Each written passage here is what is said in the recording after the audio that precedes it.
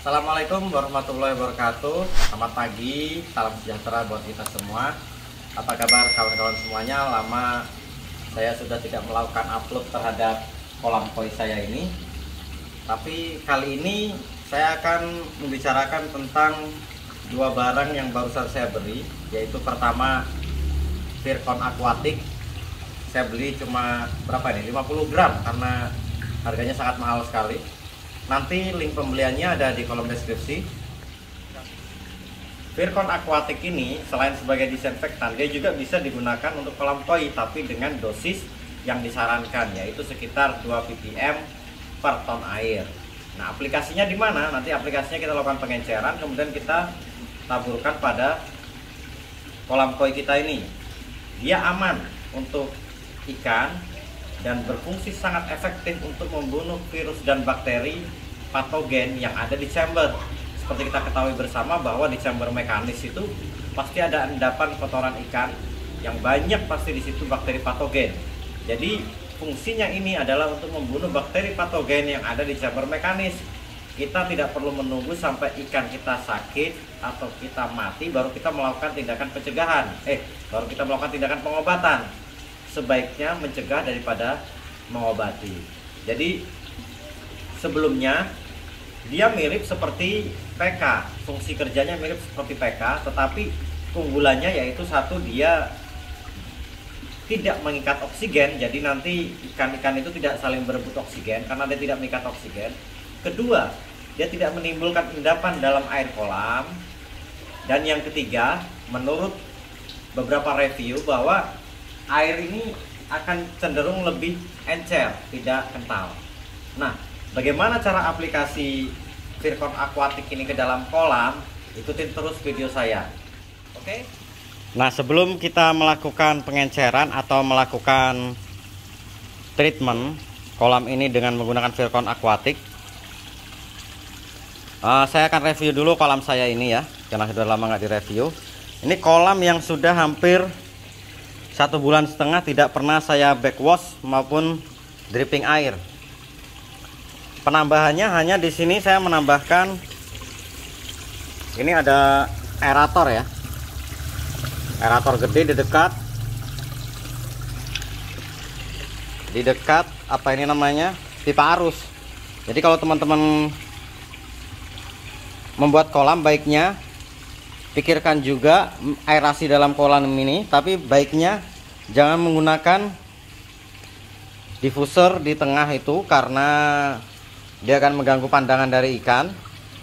Baiknya kita letakkan di sudut-sudut ini dengan menggunakan uni ring. Di bawah air terjun bisa, di pinggir kolam itu bisa.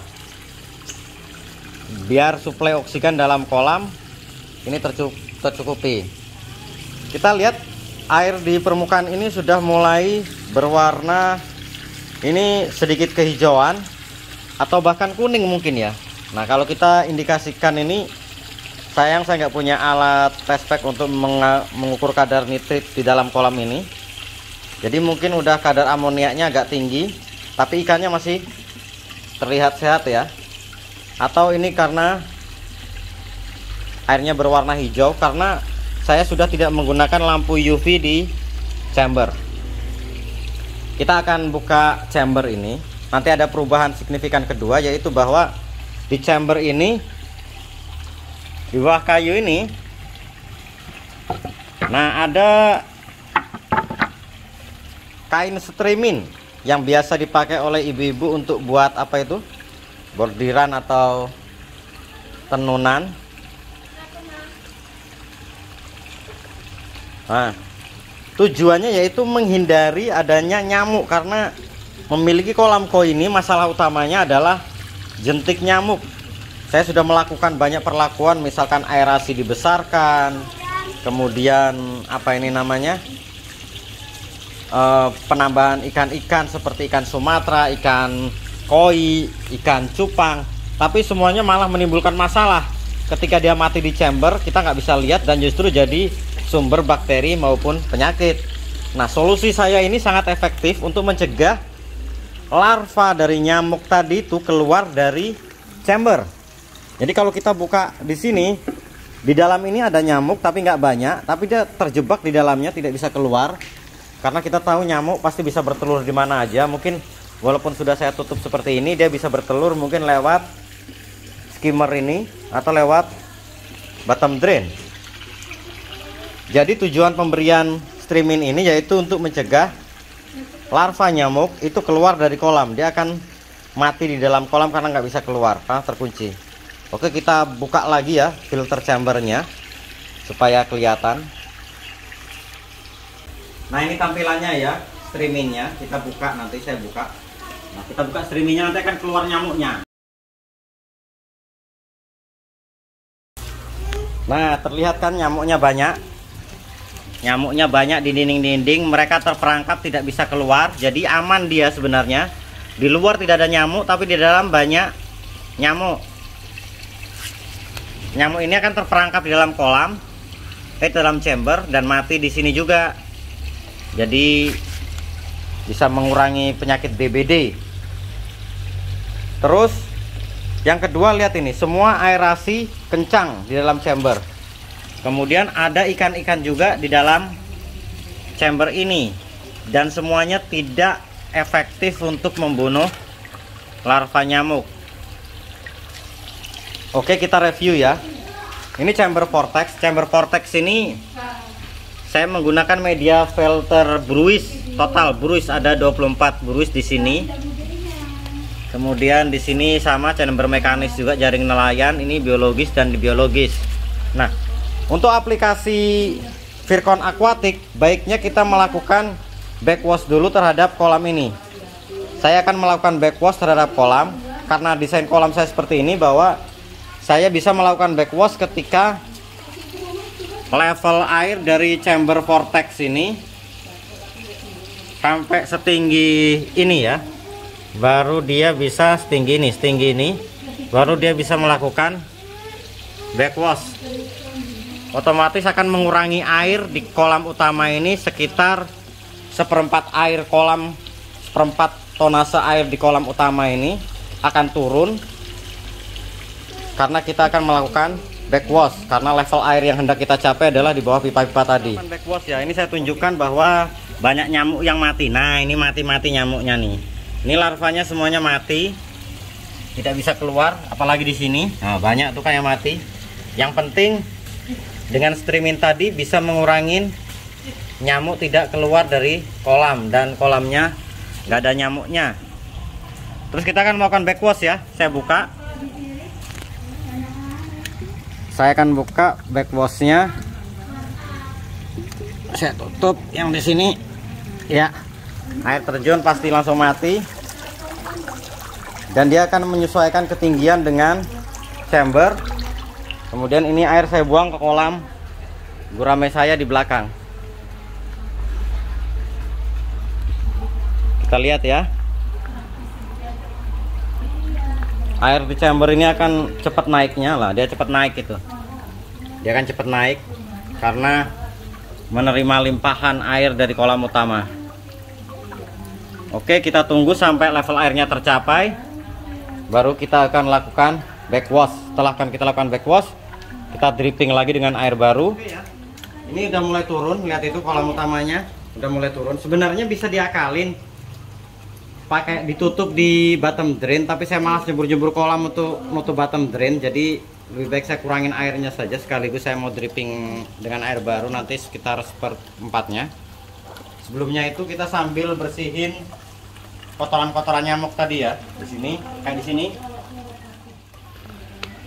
Nah, ini air berkurang sekitar seperempatnya. Ikan-ikannya pada tenang di bawah.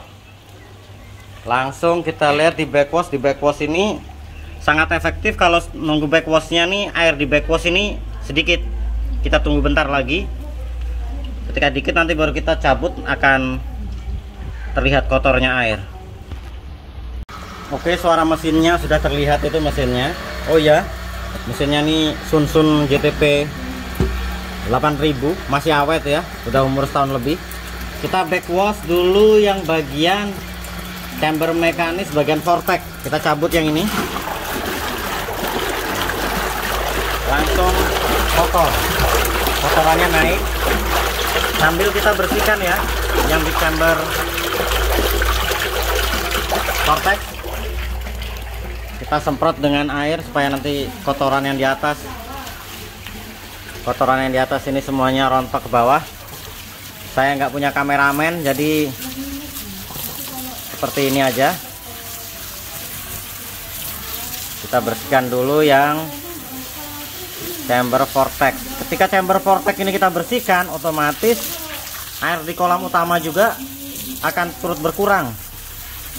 Nah, kalau teman-teman semuanya bisa datang ke sini, airnya nih bau ya, chamber mekanisnya ini bau.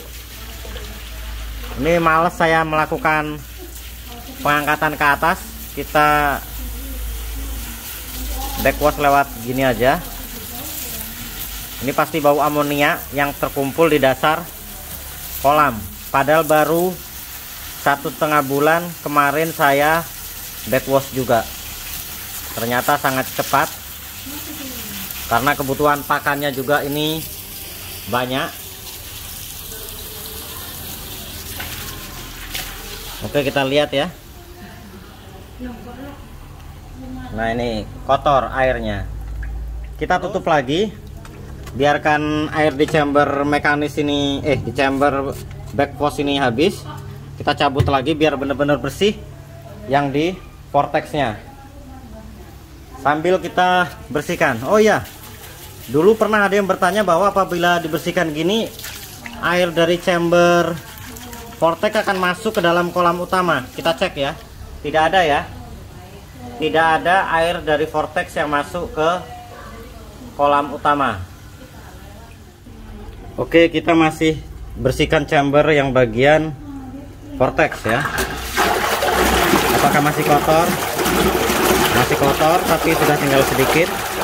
Ini sampai air sudah berwarna bening ya. Tapi ini udah bening banget.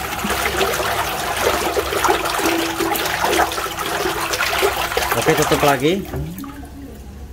Nah, kita langsung sekarang ke chamber 2. Kita chamber 2 yaitu di sini full jaring nelayan. Oke, sudah kosong ya. Kita sekarang ke chamber pertama yaitu jaring nelayan. Pasti kotor. Tidak, ya itu. Tidak terlalu kotor, kita lihat. Nah, buruis ini di dalam vortex sangat berfungsi maksimal. Terbukti yaitu ya, di jaring nelayan ini tidak terlalu kotor.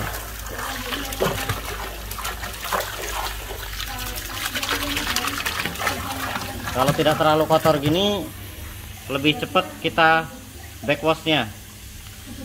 Itu adalah full jaring nelayan. Kita lihat di kolam utamanya ini, kolam backwash, airnya bersih. Ternyata di chamber keduanya di bagian jaring nelayan air bersih. Jadi kita nggak terlalu capek untuk backwash di chamber jaring nelayan. Kalau di jaring nelayan aja ini sudah bersih, otomatis di biologis pasti semuanya bersih. Ini lihat ya, bersih ya. Di sini pasti bersih. Oke, kita lanjutkan terus backwashnya ini. Kelihatannya perlu diperhatikan hanya di chamber vortex atau full buruis ini. Buruis ini panjangnya 80 cm. Jadi tidak sampai dasar, dia menggantung.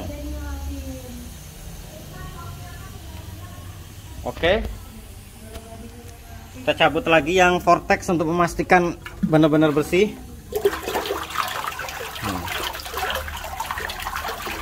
Oke, vortex juga sudah mulai bersih airnya. Oke, saya pikir backwash sampai di sini dulu aja. Saya akan melakukan dripping air dengan air baru. Setelah itu, oke, ini tampilan kolam setelah selesai di backwash. Kita lagi dripping air. Saya drippingnya dari chamber backwash juga, biar nggak mengganggu chamber biologisnya ini. Dari backwash ini saya tambahkan dari air sumur bor, dipompa naik langsung ke air terjun masuk ke dalam. Oke, ini setelah kita lakukan dripping ya, sudah selesai dripping, saya lakukan dripping, air terlihat lebih segar.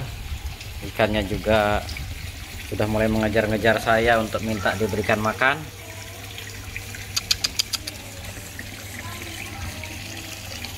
Dan chamber semua juga sudah bersih, tidak ada nyamuk.